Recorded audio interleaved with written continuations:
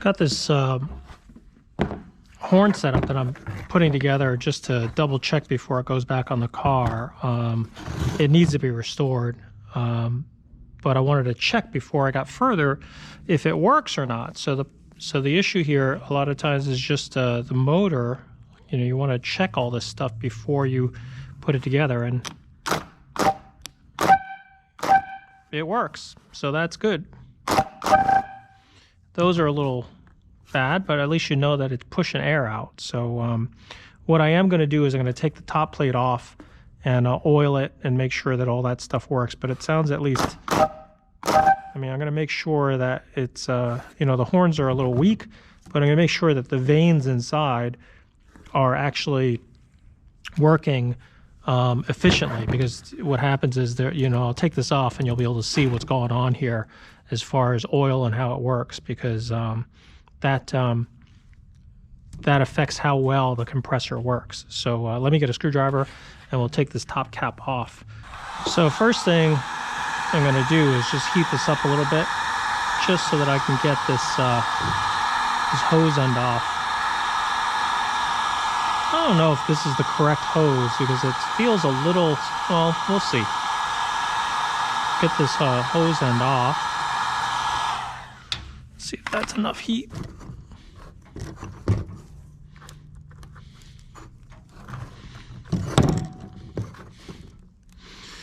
I need a little pick.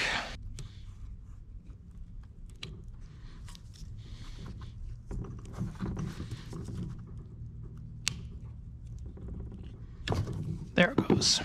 Okay. So, to take this top plate off, it's just 3 screws. Want to make sure. A lot of times they need a little bit of a tap just to break loose. There's a little bit of paint. Sometimes just tapping it will allow it to break loose.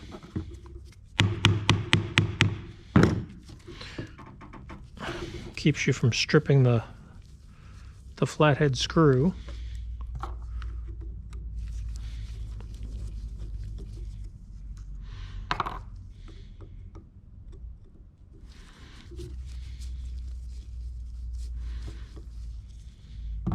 So this particular compressor goes to a 330 GTC. So what happens is it's actually hidden. This whole unit is hidden under a cover. So you know, you kind of have to, and a lot of times it doesn't get oiled. You could see this thing is dry as a bone. I mean, there's like no oil in here whatsoever. But the vanes look pretty good. I mean, they're not stuck. They're not rusty. But as you can see, what happens is this compressor slings these vanes out, and as it spins, it compresses the air because it's offset. And as these vanes go around and around, they actually compress the air, and that's how that works. This guy here is just packed with packing, and what ends up happening here is this goes here, that's the oil goes in here, you fill this container up with oil, and as the compressor runs, it sucks air. This is the inlet hole. It goes through there, pulls it through this packing, which is supposed to be filled with oil, and sucks it into the compressor, keeps everything kind of lubricated. But if the compressor isn't filled with oil, it won't get lubricated. So what I'm going to do here is I'm just going to go get some light oil and fill it up. What I'll do is I'll spray this in here. This isn't going to hurt it, to just kind of get some oil filled in there and just kind of get everything nice and wet.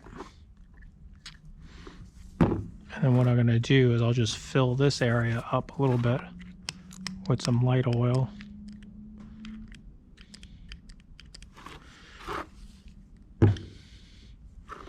And then a couple little drops in there. And we'll put this back on, and it should be pretty good to go. I mean, it just needs a little bit of love. I mean, that's all it is. It doesn't take much. It just takes a little bit of oil. It looks in pretty good shape. So I'm just going to put it back together and run it. Just running it actually lubricates it. So that's kind of all you have to do, especially since the motor's running. Sounds like everything's good. I pulled the brushes out earlier just to make sure that they were clean. That looked pretty good. When this goes back in the car, I'll have to decide. I mean, this car is not a restoration.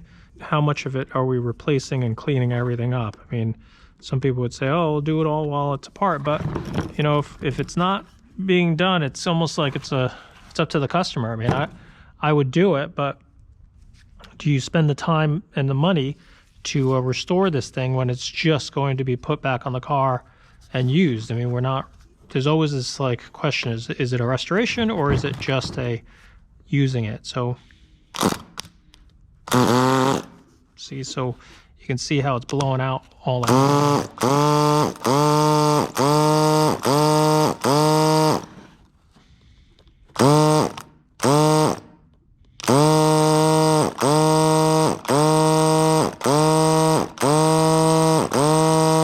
Letting it blow all that loose light oil out. Put this in here. I bet you it's going to be a lot louder now, probably.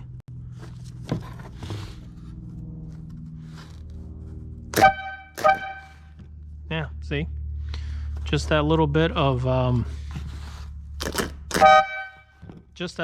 oil and cleaning allows the horns to work better, because that's what it was. It was not so much as the horns were bad, it was just the efficiency of the air compressor. So now that we got that going, I can actually go and clean these horns up and at least get those cleaned up. I think, you know, like I said earlier, it's not a restoration, but at the same time, with a new paint job and these two horns looking the way these look, I think it's probably not a bad idea to just go in and paint them. What these horn finishes were, it looks like they're either black or hammer tone. I have to clean off some of the overspray, but these horns were painted in different colors through the years. So what is actually concourse correct is up to discussion. But I think that they're probably not that red finish.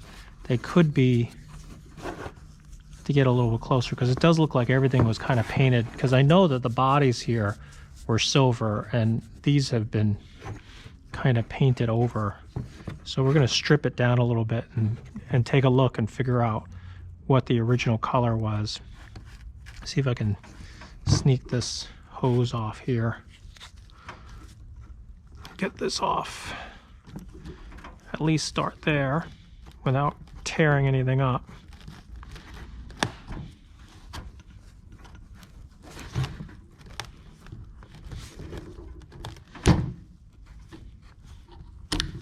There's that one.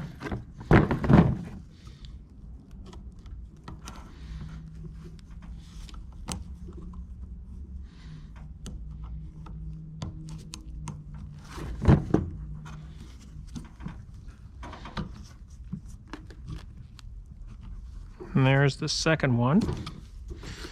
Set those aside. Let's see if we can figure it out. Let's see what we got here. I don't see any signs of red, but trying to look underneath this and see what kind of paint. It does look, it looks like a little bit of hammer tone. Because if you scrape, no, I don't know.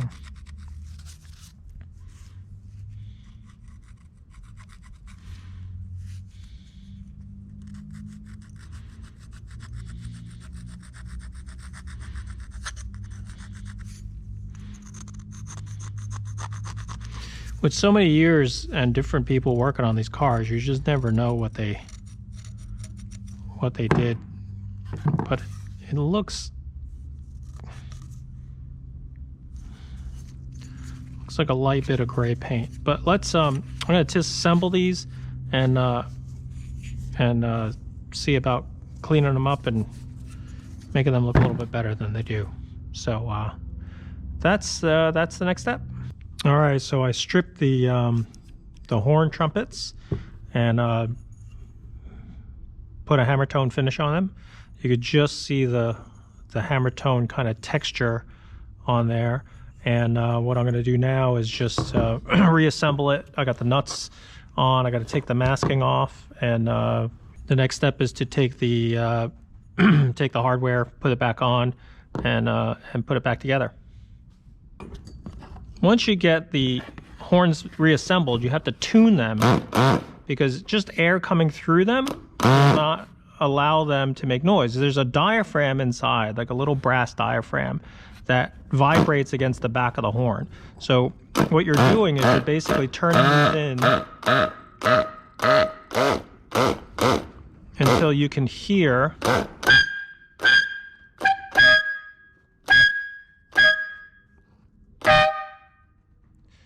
because one, it bounces to each other. So one will get louder, one will get softer. So what we're trying to do is we're trying to get it balanced.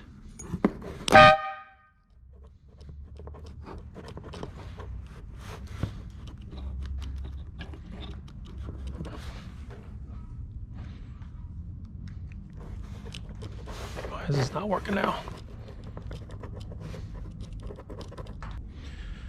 All right, so we're having trouble with the motor because it kept hanging up. So I pulled it apart, and you can see that the commutator needs to be cleaned. So let me put it on the lathe and clean it up a little bit.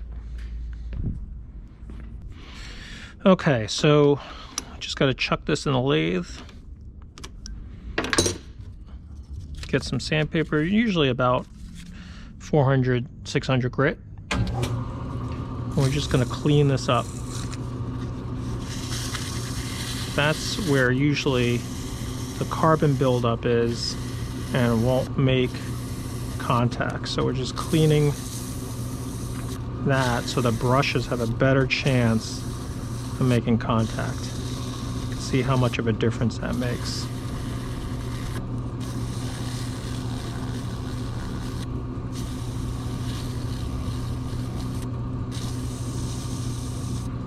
And that's all you got to do.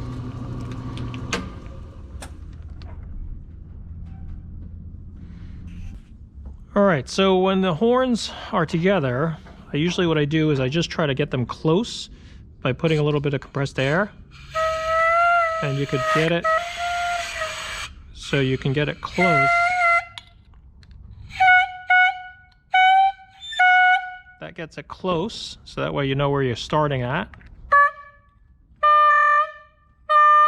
All right. And then what I do is I add the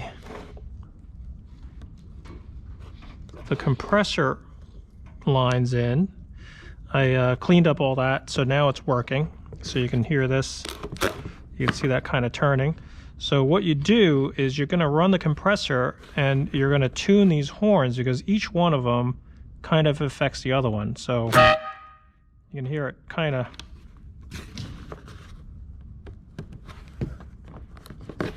Try to keep this thing from popping off here. Maybe I'll lay it down. See if I can get this thing to go this way.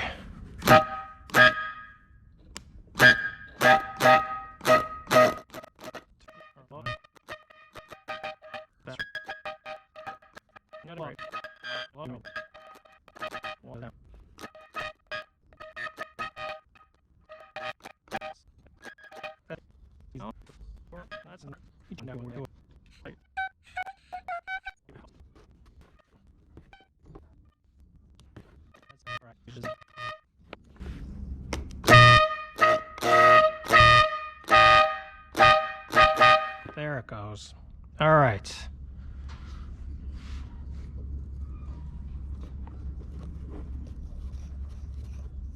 So you can see it's just really about balancing the two sides so that they kind of work, because as air pressure drops on one, it affects the other one, and then that's what gets it. So that's how you tune them, and I'm going to put it back in the car.